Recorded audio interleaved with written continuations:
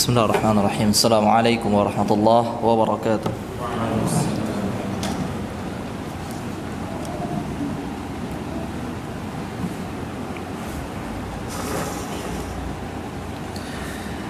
Alhamdulillahi rabbil alamin.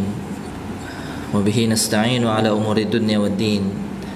Asyhadu an la ilaha illallah wahdahu la syarika lahu ilahul awwalin wal akhirin. Wa asyhadu anna Muhammadan abdullahi wa rasuluhul amin. Salawatu rabbina wa salamuhu alaihi wa ala alihi wa sahbihi ajma'in. Amma ba'd. Allahumma 'allimna ma yanfa'una wanfa'na warfa'na bima 'allamtana wa zidna 'ilman wa 'amala faqina fid din. Allahumma arzuqna al-ikhlas fi aqwalina wa a'malina ya rabbal alamin. Ikhwati wa akhwati fillah, a'azzakumullah. Alhamdulillah, pada malam hari ini kita kembali dipertemukan oleh Allah Subhanahu wa taala dalam kondisi yang mulia, ya, dalam kondisi terbaik, kondisi kita semangat untuk mengenal Allah Subhanahu wa taala. Dalam kondisi kita mendapatkan hidayah dari Allah Subhanahu wa taala, ya, untuk belajar agama. Yang mana hidayah untuk bisa belajar agama ini, ya, kalau seandainya kita manfaatkan sebaik mungkin, kita manfaatkan sebaik-baiknya, maka itu akan menjadi sebab kemudahan kita melangkah di jalan Allah Subhanahu wa taala yang akan menghantarkan kita ke surganya. Nabi sallallahu alaihi wasallam mengatakan, "Man salaka tariqan yaltamisu fihi 'ilman."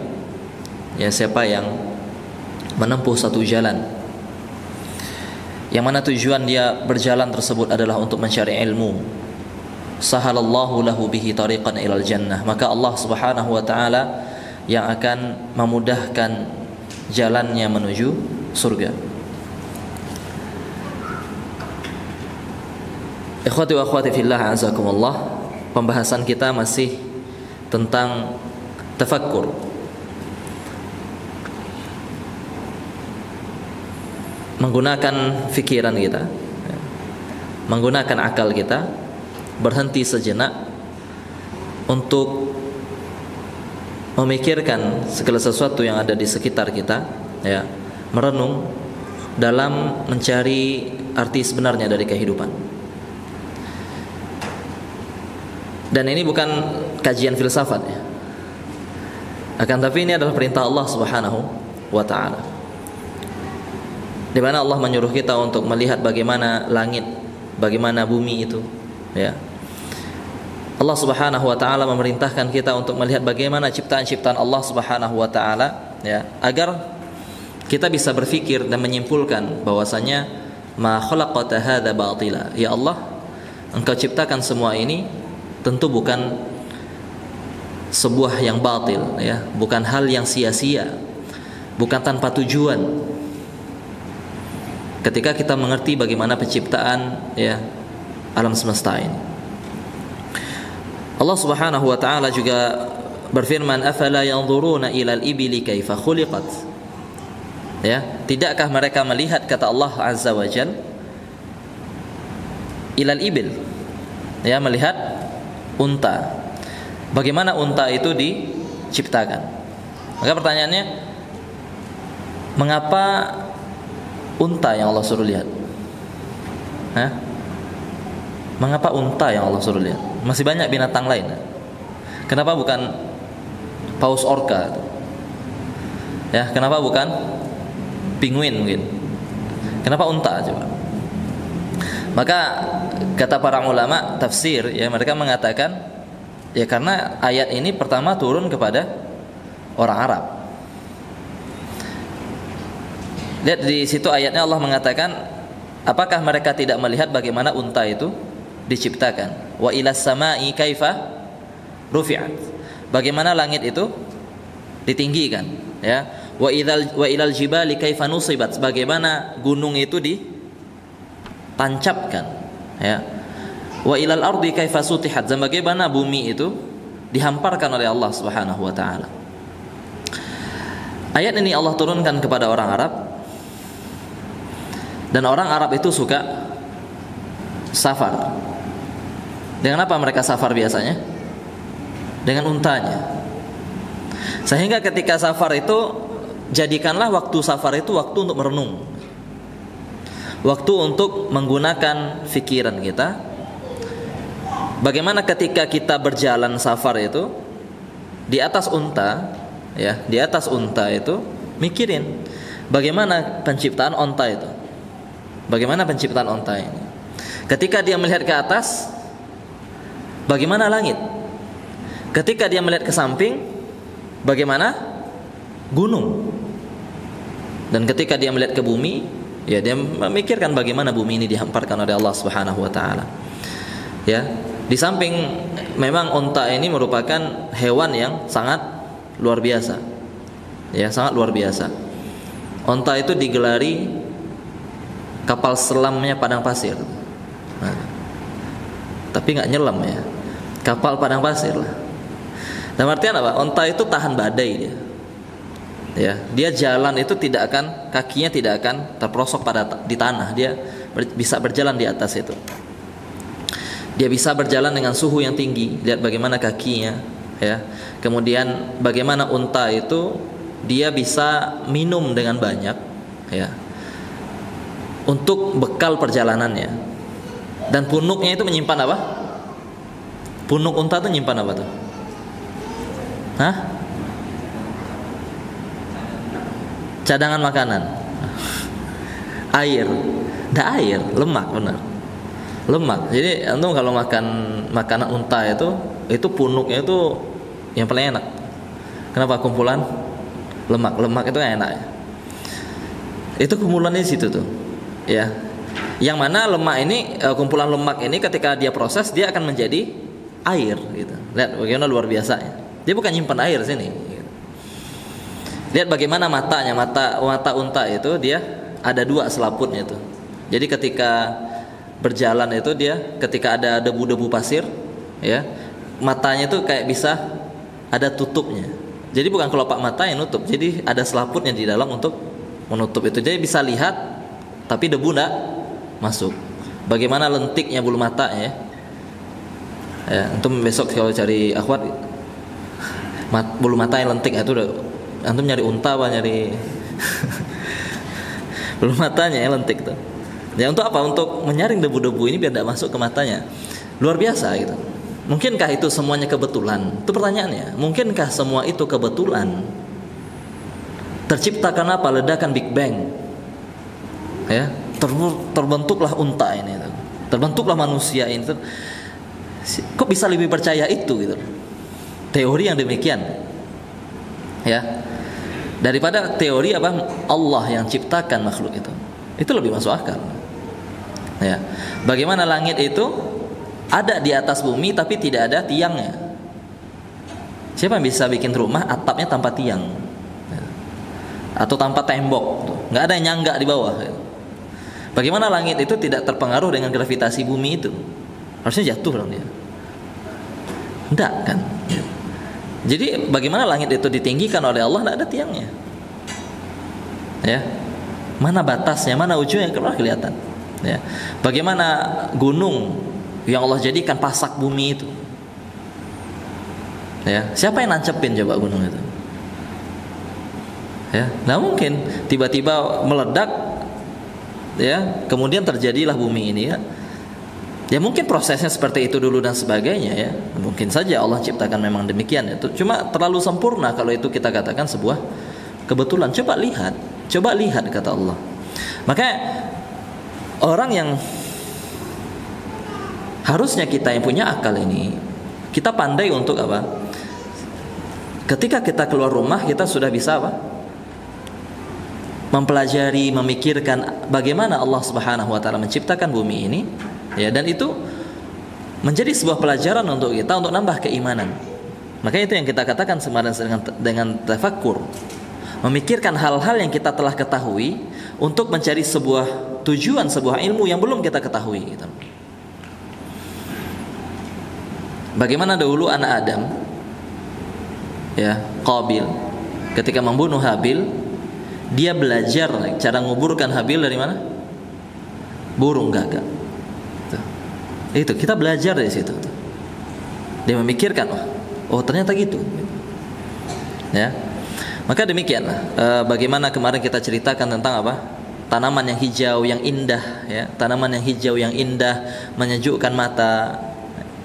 Kemudian lambat laun daun-daun itu mulai mengering, dia mulai menguning, dia mulai mengering, kemudian akhirnya gugur, bahkan pohon itu pun akhirnya mati. Dari situ kan kita bisa mengambil pelajaran, dan Allah suruh kita lihat itu. Itulah permisalan dunia, kata Allah. Tidak ada yang abadi di dunia ini. Sesuatu yang indah seperti itu akhirnya pun dia mati. Ketika mungkin antum bermuamalah ya dengan orang, kemudian orang yang antum percaya, antum membangun sebuah bisnis mungkin, ya, antum bekerja sama dengan orang tersebut, tiba-tiba terjadi sebuah pengkhianatan mungkin. Di situ tafakkur, berhenti sejenak. Ya, oh ternyata memang gitu manusia. Manusia itu punya sifat yang demikian. Ya, punya sifat yang demikian.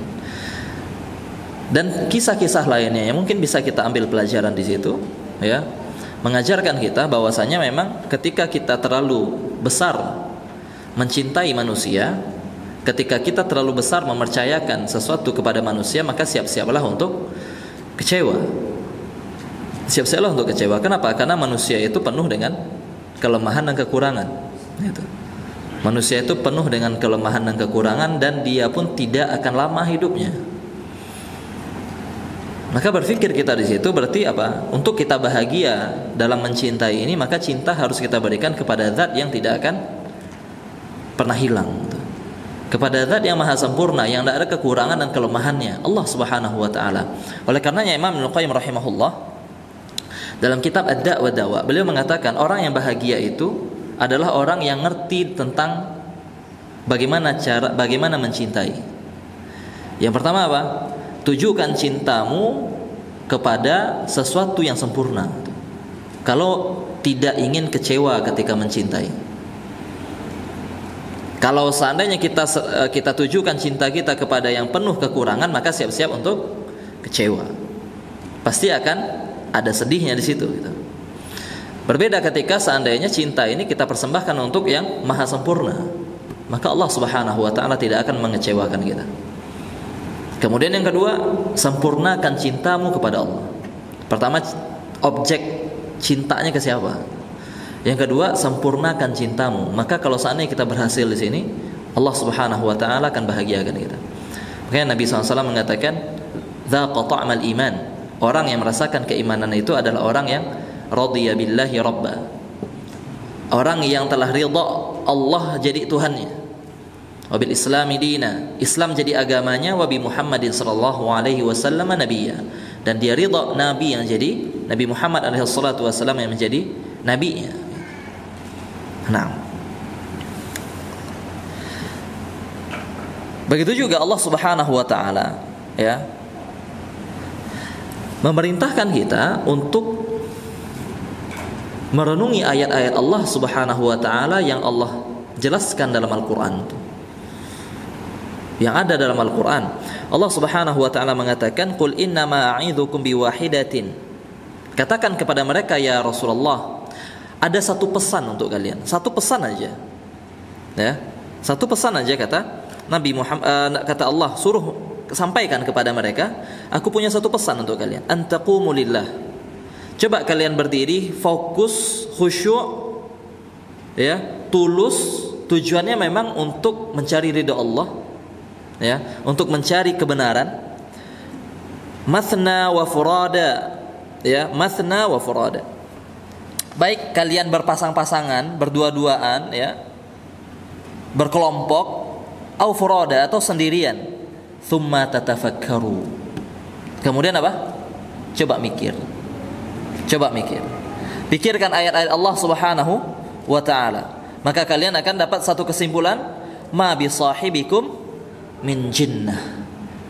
Tak mungkin Muhammad itu gila. Tak mungkin Muhammad itu gila. Coba pikirkan. Coba baca Al-Quran ini. Mana salahnya coba. Cari.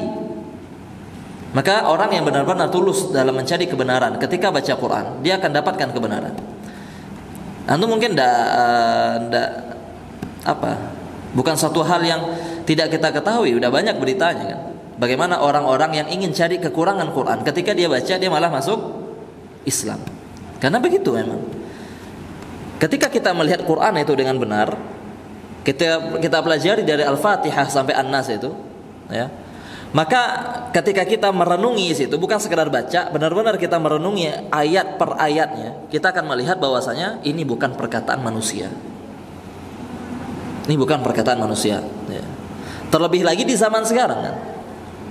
Terlebih lagi di zaman sekarang di mana banyak ayat-ayat Al-Qur'an itu terbukti secara sainsnya. Sekarang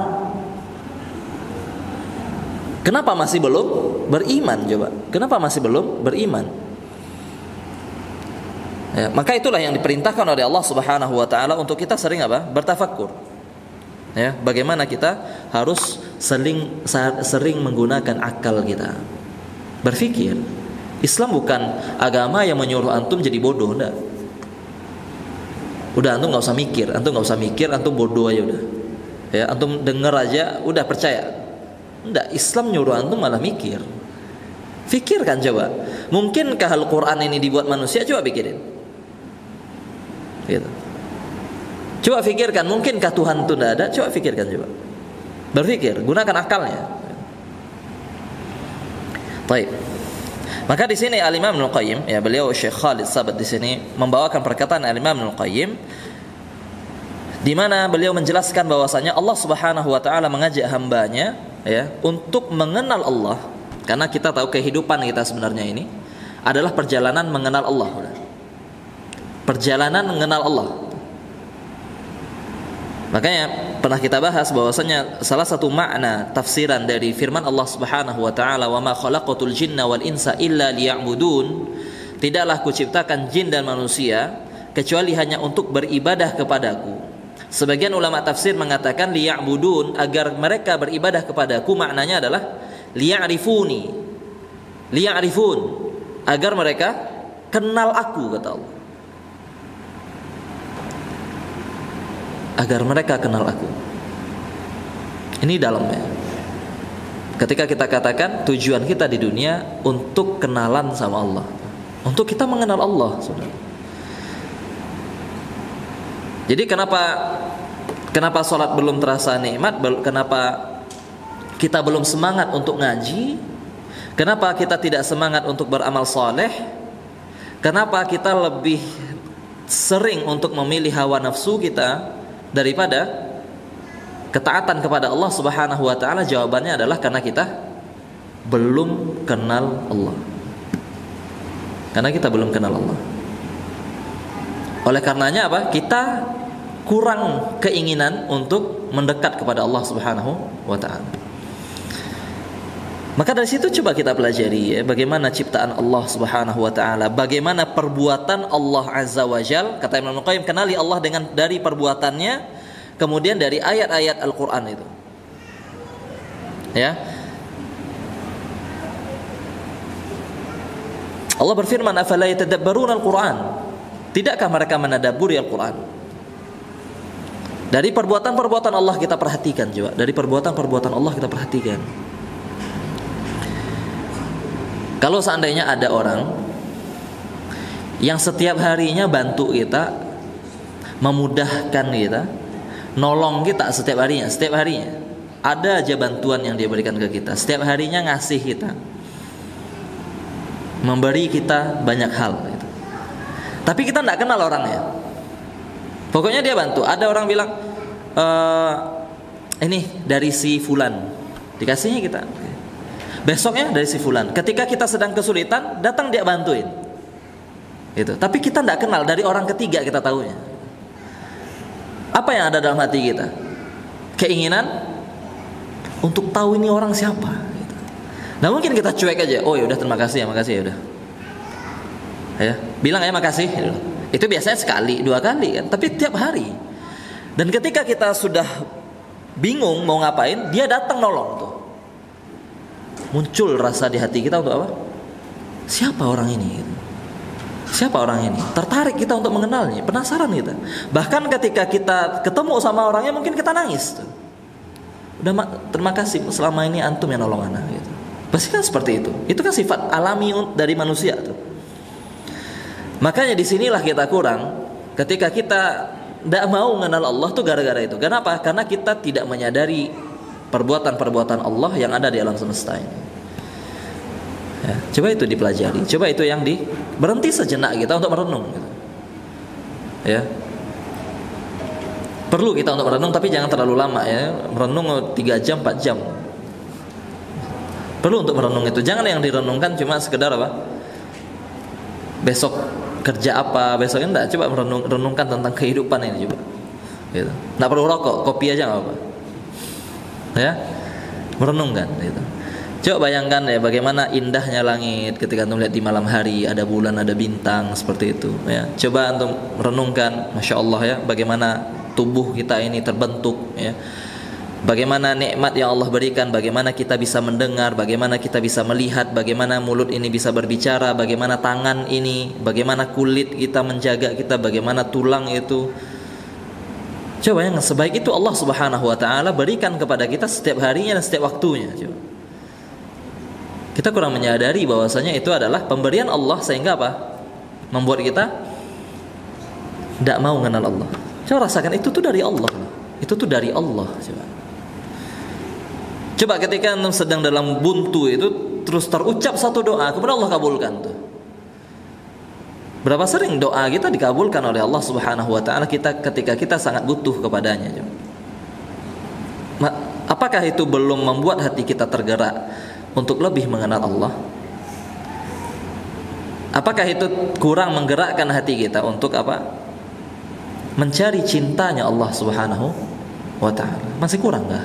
Sebaik itu Allah Azza wa Jalla. Perhatikan. Ya. Bagaimana Allah ciptakan kita di dunia ini cocok dengan kita gitu. Makanya kemarin kita katakan coba kalau seandainya Allah ciptakan kita di planet Merkurius ya. Kan bingung kita hidup. Panasnya di sini panas sekali gitu. Ya, bagaimana tanamannya, bagaimana dengan udaranya sangat-sangat cocok sekali. Allah Subhanahu wa taala yang sediakan tempat tinggalnya, ya. Allah Subhanahu wa taala sediakan makanannya. Dan sebuah kaidah disebutkan oleh Al-Imam Ibnu Qayyim rahimahullah. Kata beliau, semakin kita butuh sesuatu, semakin Allah mudahkan. Coba. Itu bayangan ya, dunia ini kan tempat ujian.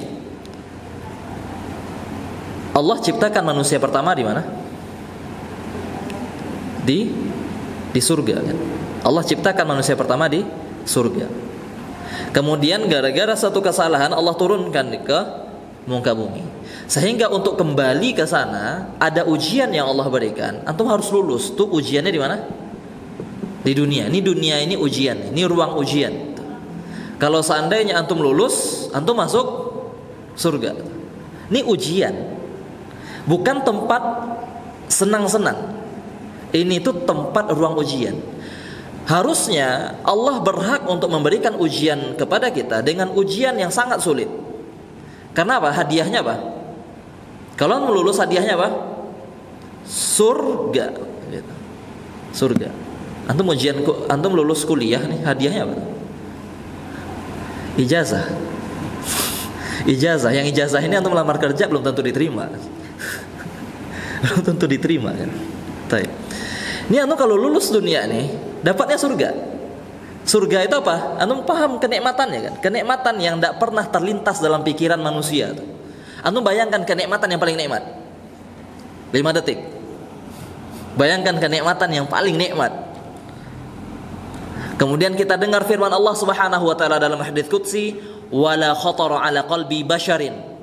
Nikmat surga itu tidak pernah terlintas dalam pikiran manusia. Antum bayangkan nikmat yang paling nikmat, surga lebih dari itu. Kemudian kalau Allah berikan ujian yang sangat berat, wajar atau tidak? Wajar, tapi Allah tidak lakukan. Allah tidak lakukan. Allah berikan ujian dan Allah ringankan. Salat berapa kali? 5 kali 24 jam. Satu salat berapa menit? 5 menit. 5 menit kalau imamnya tidak panjang-panjang kan ya?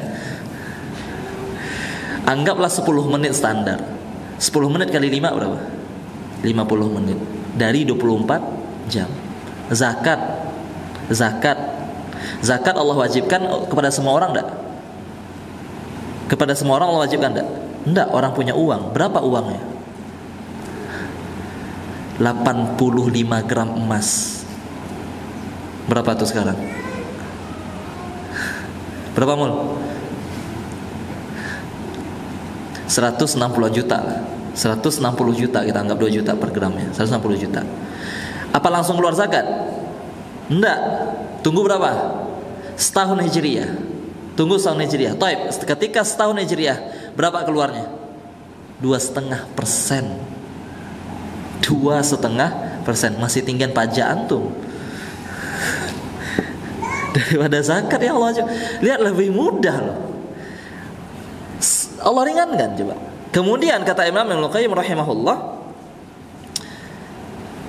semakin kita butuh sesuatu di dunia ini, semakin Allah mudahkan. Bukan Allah sulitkan, Allah mudahkan. Sebaik itu Allah Azza wa Jalla. Lebih butuh bernafas atau minum? Bernafas. Mana yang lebih mudah? Nafas. Semakin antum butuhkan, semakin Allah mudahkan. Bayang tak? Bayangkan lebih mudah minum daripada nafas. Antum nafas nyari dulu. Tidak bisa hidup kita. Allah, antum butuh, Allah kasih. Lebih butuh minum atau makan? Minum. Maka air lebih Allah mudahkan daripada makanan.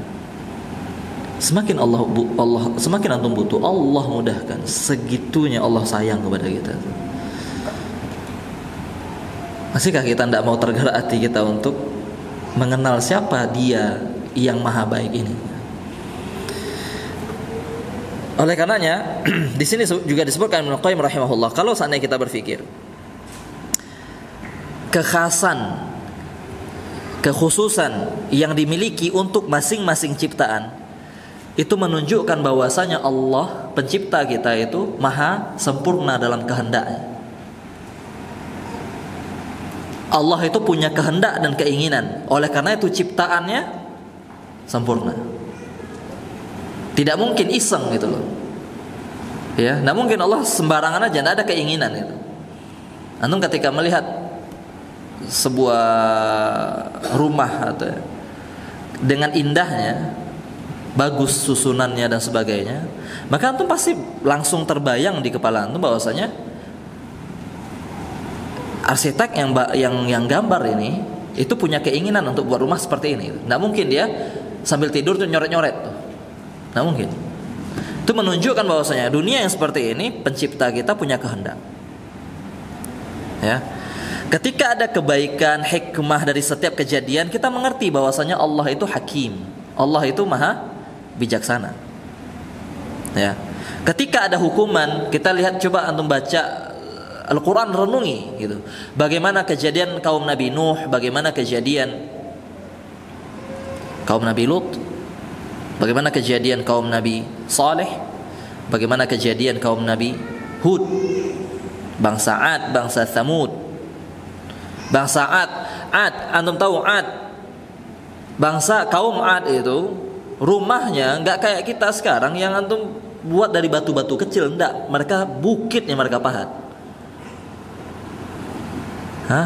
Siapa yang mahat bukit sekarang? Kita mahatnya di batu kecil. Ini pahat bukit-bukitnya dijadikan rumah. Bayangkan tuh, sekuat itu mereka. Sehingga mereka bertanya, man asyaddu minna quwwah. Kata mereka, siapa yang lebih kuat dari kita? Katanya. Allah katakan, bukankah Allah yang menciptakan mereka lebih kuat? Kata Allah. Harusnya bisa mikir dong antum. Kalau seandainya antum sekuat itu, berarti yang menciptakan antum tentu lebih kuat, karena dia yang ngasih antum kekuatan. Kok nggak nyambung antum tuh? Kok nggak paham antum tuh? Gitu. Harusnya yang memberikan kekuatan dia lebih kuat. Orang Ad arti itu, tak ada berpikirlah. Kemudian ketika kaum Ad sombongnya seperti itu, tidak mau menerima dakwahnya Nabi Ad siapa? Nabi Saleh, Nabi Hud. Allah hancurkan dengan apa? Allah hancurkan dengan apa? Angin. Angin itu salah satu makhluk Allah yang lembut. Angin itu kan salah satu makhluk Allah yang lembut. Orang yang sok kuat Allah hancurkan dengan makhluk yang lemah aja. Fir'aun ketika dia meninggi di muka bumi, Allah benamkan dia di lautan. Ya. Ketika Qarun juga menyombongkan dirinya, Allah benamkan dia. Coba kita belajar dari itu tuh. Kisah-kisah itu belajar. Kenapa Allah ceritakan kembali kepada kita? Agar kita tadabbur. Kenapa? Kita bertanya, kenapa sampai mereka digitukan oleh Allah Subhanahu wa taala? Dan jangan sampai kita mengulangi perbuatan itu. Jangan sampai kita mengulangi perbuatan itu.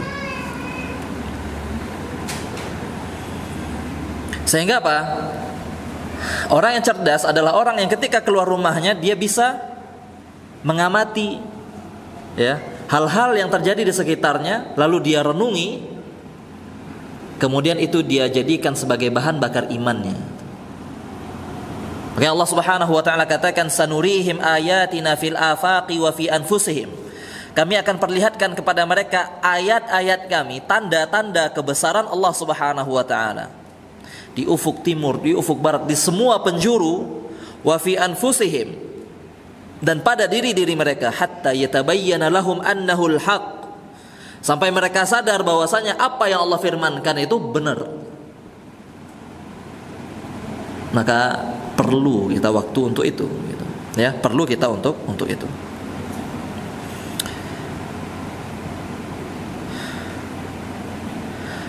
Maka di dalam kitab ini disebutkan apa-apa saja yang hendaknya kita renungkan dan apa saja yang jangan sampai kita renungkan.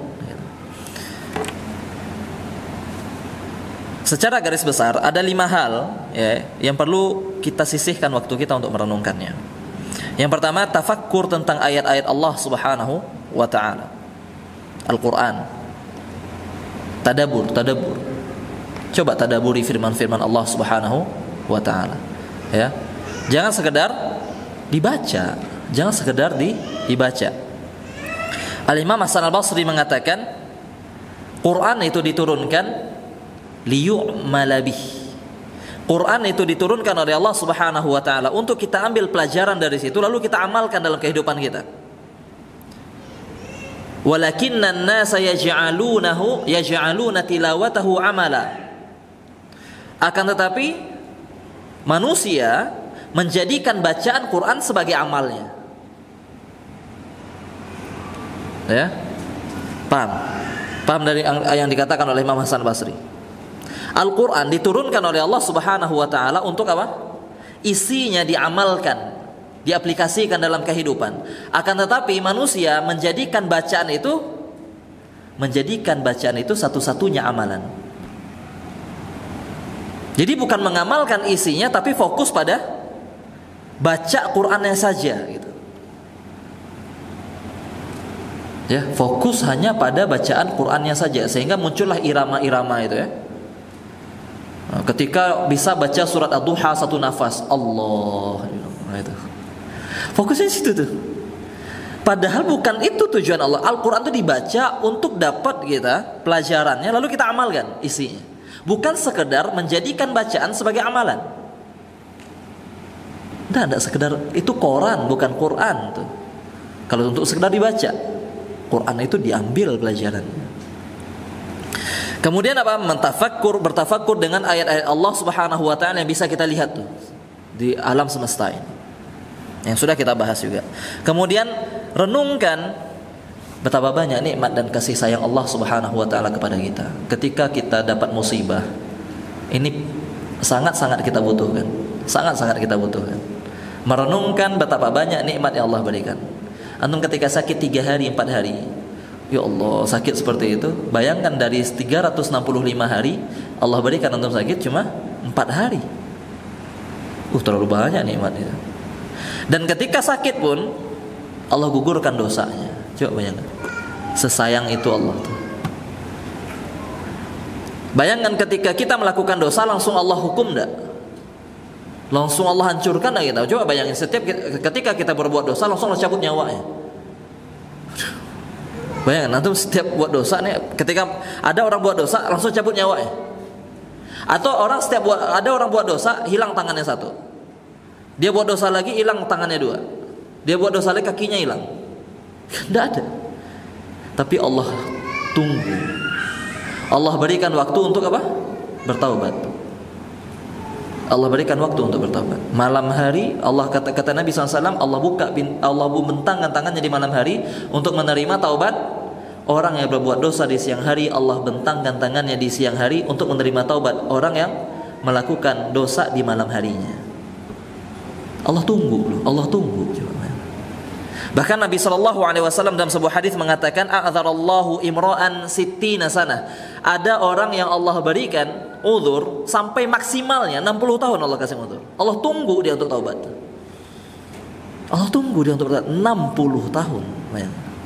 Sesayang itu Allah Subhanahu wa ta'ala, dan sepemaaf itu Allah Azza wa Jalla. Antum berapa tahun ngasih waktu orang untuk dia minta maaf? Sehari? 2 hari? Allah kasih waktu 60 tahun. Bayangkan. Baik. Kemudian tafakur tentang apa? Tentang aib diri kita, itu penting. Jangan tafakur dengan aib orang lain. Kita sering tafakurnya aib orang lain. Ketika kita merenung, kita lihat orang ini, gitu, orang itu. Bukan aib kita lah. Kok aib orang? Karena aib orang itu tidak perlu untuk tafakur, kelihatan aja tuh. Sedangkan aib kita itu perlu waktu untuk berhenti dulu. Ya. Kemudian tafakur tentang apa? Kata Syekh Khalid di sini adalah tentang waktu. Berapa banyak waktu yang terbuang. Coba tafakur. Apalagi di zaman kita sekarang, subhanallah ya. Kita semua yang terfitnah ya dengan masalah 24 jam waktu. Coba antum cek HP, kemudian lihat aplikasi berapa lama penggunaannya sehari itu. Tuh akan temukan Instagram bisa 2 jam, 3 jam, Facebook berapa jam. Coba bayangin. Tapi ketika kita disuruh baca Quran, udah nggak ada waktu, udah nggak ada waktu. Instagram ya 3 jam, 4 jam itu. Yang aplikasi yang paling menghabiskan baterai, dilihat tuh. Itu hidup terus. Ya. Makanya para ulama dulu mereka lebih pelit ngasih waktu daripada ngasih uang. Ya. Kalau kita sekarang lebih pelit ngasih uang daripada ngasih waktu. Kalau waktu oke, jam berapa? Nongkrong yuk. Jam berapa? Tiap malam. Kasih waktu, kasih. Ya, sama teman-teman dikumpul. Ya, 2 jam, 3 jam, 4 jam. Ya, sampai nonton bola lagi, zen. Mau apa? Kebuang waktu nggak apa-apa. Kebuang uang jangan. Kebuang waktu ajar. Coba renungan kita. Anu paham kan bahwasanya umur itu bukan sistemnya 1 tahun, 2 tahun bertambah seperti, tapi dia hakikat adalah berkurang. Allah udah kasih batas waktu tuh. Itu kayak pasir yang dibaringkan itu. Ya, dikasih waktu 50 tahun, berarti sudah terpakai berapa tahun? Tinggal berkurang dan berkurang sampai kematian. Kita berjalan kepada kematian kita nih, ke menemui ajal kita. Nah, pandai-pandai. Hari ini sudah berapa terbuang waktu? Hari ini berapa produktif kita hari ini? Ya, sudahkah kita memberikan manfaat? Khairukum anfa'ukum linnas. Terbaik di antara kalian adalah yang paling bermanfaat. Berapa jam tidur seharian ini gitu. Ya. Kan itu harus kita pikirkan. Ya. Bahwasanya waktu ini adalah modal yang Allah berikan kepada kita, modal penting itu. Jangan dihabiskan tanpa faedah. Baik. Kemudian masalah tafakur, ya, itu yang untuk tafakur kita katakan tadi, gunakan akal untuk nambah keimanan. Cuman kadang-kadang ada orang tafakur yang salah. Di sini disebutkan oleh Syekh, ya, untuk kehati-hatian. Yang pertama apa? Memikirkan zatnya Allah. Dia bukan pikirkan ciptaan Allah dan bagaimana Allah itu maha luar biasa dalam segala sifatnya, maha indah dalam segala sifat. Enggak. Yang dipikirkan, dulu Allah ini nyiptain bumi ini gimana nih? Kalau terus yang nyiptain Allah siapa nih? Aneh-aneh dipikirin, ya. Bagaimana Allah berada di atas arsy-Nya? Bagaimana Allah turun ke langit dunia? Ada yang dipikirkan. Antum nggak lihat Allah, nggak bisa kita memikirkan sesuatu yang tidak kita lihat. Makanya tafakkur itu memikirkan sesuatu yang kita lihat. Ya, memikirkan sesuatu yang kita lihat, itu tafakkur. Lalu kita merenungkan sesuatu yang kita lihat, merenungkan ilmu yang sudah kita dapatkan, itu tafakkur. Allah tidak bisa kita tafakkurkan. Kenapa? Gimana cara mentafakkurkan Allah? Allah kita pernah lihat Allah. Bahkan Nabi Muhammad SAW pun tidak pernah lihat Allah. Gimana kita tafakkur? Tidak bisa kita memperhatikan zat Allah Subhanahu Wa Taala. Makanya tidak boleh. Gila gitu itu. Ya, antum pikirkan Allah Subhanahu Wa Taala itu gila gitu itu. Kenapa? Akalnya terbatas. Kita nggak pernah lihat Allah. Baik, minta waktu ya. Atau azan dulu? Azan dulu. Baik.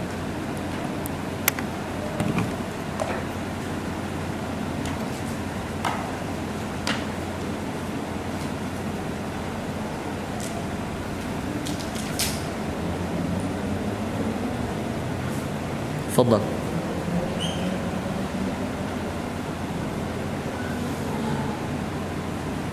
Gimana?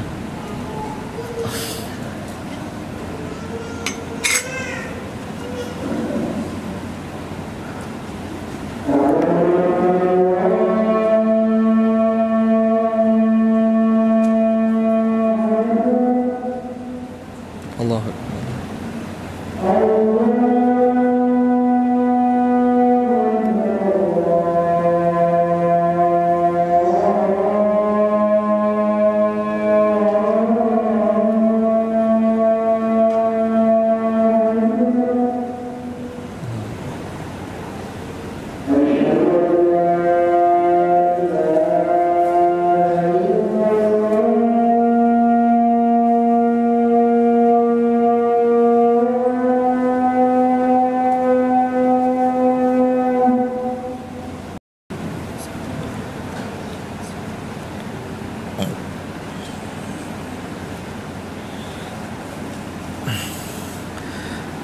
Baik, kita lanjutkan sedikit tentang tafakur yang tidak ada manfaatnya. Ya, tidak semua hal layak kita jadikan bahan renungan kita atau yang kita renungkan. Pertama tadi kita katakan merenungkan atau merenungi zat Allah Subhanahu Wa Taala ini tidak pantas. Kenapa? Itu hal yang gaib dan kita tidak bisa membayangkan Allah Subhanahu Wa Taala. Kemudian kata Syekh di sini adalah tentang bertafakkur dalam artian berkhayal. Ya, duduk gitu ya, kemudian menatap langit-langit, kemudian merasa diri menjadi raja di suatu negeri. Ya. Terus membayangkan rakyatnya sangat-sangat makmur sekali. Ya, lalu di sebelahnya ditemani oleh para permaisuri dan sebagainya ya. Dia pikirkan kalau dia bayangkan dia menjadi bos besar di sebuah perusahaan ya, dia pergi dengan naik mobil ini. Ada dunia lagi dalam pikirannya. Ya, kemudian setelah itu dia tersentak ya oleh gigitan nyamuk dan sebagainya. Maka ini tidak ada gunanya. Ya, tidak ada gunanya. Baik, kemudian di sini beliau juga mengatakan tidak layak untuk jadi bahan tafakur kita adalah hobi-hobi ya yang lebih banyak mudaratnya ya, menghabiskan waktu dan sebagainya. Ya, mohon maaf di sini beliau sebutkan adalah seperti memikirkan strategi catur kata beliau. Pikirkan strategi catur coba. Tapi kan catur itu bisa melatih otak untuk strategi perang, kan ada kuda itu. Ya. Nih antum belajar di mana kuda itu jalannya L coba. Di medan perang nih tuh, kuda tiba-tiba belok tuh kan nggak ada. Dan kita wallahu alam ya, kita tidak pernah tahu TNI itu disuruh belajar catur tuh. Ya, untuk mempertahankan Indonesia belajar catur ya, dengan segala mungkin ada manfaat-manfaatnya, cuman beliau mengatakan mudaratnya terlalu lebih besar. Kenapa? Waktunya terlalu panjang, habis waktunya nggak ada untuk main catur tuh 5 menit ada ya, merenungi lama. Udah tangan dari sini nih, angkat lagi, nggak jadi diangkat, nggak jadi. Ya, subhanallah. Dan juga beliau mengatakan musik, ya, menghafal-hafal not-not musik, ya, kunci G, kunci D, entah apa dia hafal hal-hal yang seperti itu. Terlepas kita tidak usahlah kita bahas haram halal musik ya. Coba jujur dengan diri sendiri ketika kita senang dengan musik, bisakah kita baca Quran? Nah itu aja. Bisakah kita coba bandingkan kalau kita senang dengan musik itu berapa lama dengar musiknya, berapa lama dengar Qurannya? Coba. Kata Imam Ibnu Qayyim rahimahullah, tidak akan bertemu cinta musik sama cinta Quran, ada tuh. Dia dua hal yang berlawanan. Kalau kita ingin dekat dengan Allah Subhanahu wa taala, jauhkan ini. Jauhkan. Enggak usah bahas halal haram, enggak usah. Ya. Coba hafal dulu 30 juz, baru besok antum bahas lagi mau mikirin musik ya. Tapi hafal 30 juz dulu. Ana rasa 30 juz antum udah enggak ada mikir musik. Baik, ya. Kemudian beliau mengatakan di sini memikirkan syahwat-syahwat haram, ya, bagaimana cara mendapatkan si fulanah, bagaimana menghubunginya, bagaimana di DM apa enggak ya, dan sebagainya enggak. Ya itu bukan hal yang layak untuk kita jadikan tafakkur. Kemudian apa? Tafakkur dengan urusan orang lain. Ya, urusan orang lain. Kadang ini penyakit kita, kepo ya. Ini gaji dia berapa sebulan ya? Ya. Tuh untung dia hari ini berapa ya? Nah itu, sibuk itu mikirin orang lain. Ya sibuk mikirin, enggak pikirkan diri kita. Kecuali kalau kita melihat kemungkaran, kita cegah, udah. Ya, jangan terlalu kita memikirkan hal-hal yang tidak ada manfaatnya. Ya, kemudian juga beliau mengatakan terjebak di masa lalu. Wah ini. Ya, memikir apa? Yang tadi apa? Berpikir berandai-andai. Kalau saya besok jadi ini, kalaulah saya jadi raja, kalau saya sana jadi orang kaya ini, kalaulah, ya. Atau terjebak di masa lalu. Dulu. Nah, itu akan menghabiskan waktu dan menghabiskan emosi dan energi kita. Ya, kita hidup di zaman sekarang. Ya, kita hidup di zaman sekarang. Masa lalu itu juga tinggal menjadi kenangan, udah. Dia tidak akan kembali lagi. Waktu tidak bisa diputar, udah. Nasi sudah jadi bubur. Ya, untuk apa kita menyesali hal-hal yang telah berlalu? Kecuali untuk menjadi bahan introspeksi diri, itu tidak apa-apa. Makanya orang-orang mengatakan bahwasanya apa? Masa lalu itu seperti kaca spion. Perlu dilihat sesekali untuk kita bermanuver. Gitu. Tapi kalau lihat terus nabrak kan. Ya, kalau lihat terus nabrak gitu. Nggak jalan-jalan, nggak bisa kita menghadapi masa depan dengan terlalu terjebak di masa lalu. Ya, maka itu tidak menjadi bahan renungan kita. Ya. Cuman untuk menjadi pelajaran oke. Tapi untuk menjadikan bahan renungan. Dan yang terakhir kata beliau di sini, yang tidak lain untuk jadi tafakkur kita adalah memikirkan trik-trik haram. Ya, gimana riba ini jadi halal? Ya. Seperti siapa? Seperti orang-orang Yahudi dulu. Orang Yahudi itu, ya, Allah biarkan dia untuk mancing, ya, untuk menjaring ikan di lautan. Ya, laut merah kalau salah, ya. Akan tapi syaratnya apa? Hari Sabtu tidak boleh nangkap ikan. Cuman ujiannya di mana? Hari Sabtu itu yang paling banyak ikannya. Maka mereka berpikir, bagaimana caranya kita tidak nangkap ikan di hari Sabtu tapi ikannya tertangkap gitu. Maka apa yang mereka lakukan? Hari Jumat sorenya dia pasang jaring. Hari Jumat sorenya dia pasang jaring. Padahal maksud Allah adalah jangan tangkap ikan hari Sabtu gitu. Tapi dia pasang jaring. Hari Minggu paginya, Ahad paginya dia ambil lagi. Kan kita tidak mancing Sabtu, dia bilang. Maka orang-orang itu yang Allah katakan kunu qiradatan khasiin, jadilah kalian kera-kera yang hina. Gara-gara apa? Gara-gara ini. Cari-cari celah gimana biar halal. Gimana nipu Allah tuh. Gimana caranya menipu Allah tuh.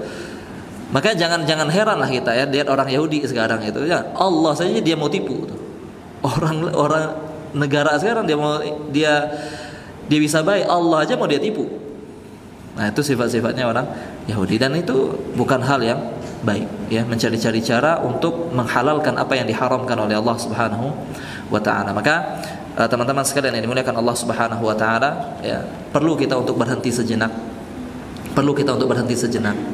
Untuk kita berpikir, ya, merenungi alam ini, merenungi apa yang ada di sekitar kita, untuk kita mencari arti dari kehidupan, untuk kita menambah iman kita kepada Allah Subhanahu wa ta'ala. Perlu kita berhenti. Kenapa? Ketika kita terus berjalan dengan dunia ini, tidak pernah kita berpikir sejenak, ya, maka dunia ini sudah akan memenuhi pikiran kita. Coba berhenti sejenak, diam dulu, refresh lagi otaknya, ya, pikirkan lagi apa-apa yang ada di sekitar kita, cari makna dari setiap ciptaan-ciptaan Allah Subhanahu wa taala. Ketika baca Quran, cobalah untuk tidak sekedar membacanya, tapi juga coba untuk membaca terjemahannya. Dan mulai dari situ dulu, coba baca satu persatu. Jangan kejar target, ya, bahwasanya harus sampai ini, enggak. Kecuali kita sudah sampai di tahap itu, enggak. Nikmati dulu. Nikmati baca Quran itu. Ambil apa yang diajarkan oleh Allah Subhanahu wa ta'ala dalam Al-Quran. Al-Quran adalah buku manual kita, ya. Disitulah Allah Subhanahu wa ta'ala jelaskan bagaimana kehidupan ini, bagaimana caranya untuk menjalankan kehidupan ini. Dan jangan habiskan waktu kita untuk memikirkan hal-hal yang tidak memberikan manfaat sedikit pun kepada kita. Ingat bahwasanya waktu ini terus berjalan, dan kita semakin hari, semakin detik ini berjalan, ya, semakin kita mendekat kepada ajal kita. Itu modal yang sangat besar yang Allah berikan kepada kita, dan itu semuanya akan ditanya oleh Allah Subhanahu wa taala. Mungkin ini yang bisa kita bahas pada malam hari ini. Subhanakallah bihamdika asyhadu an la ilaha illa anta astaghfiruka wa atubu ilaik. Assalamualaikum warahmatullahi wabarakatuh.